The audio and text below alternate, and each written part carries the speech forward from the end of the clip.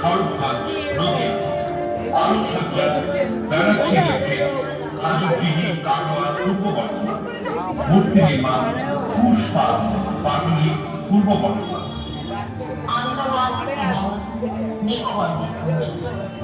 ভারতবর্ষের মূল ভূখণ্ড থেকে অনেকটা দূরে দক্ষিণ পূর্ব বঙ্গোপসাগরে অবস্থিত অরিন্দ সুন্দর দ্বীপমালা।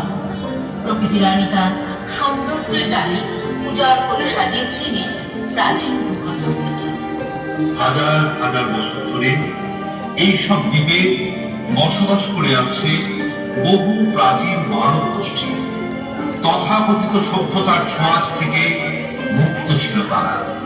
সহজ সরল আদিম সমাজ জীবনের আনন্দে কাটিয়ে এসেছে প্রজন্মান্তরের নিস্তরঙ্গ জীবন প্রবাহ।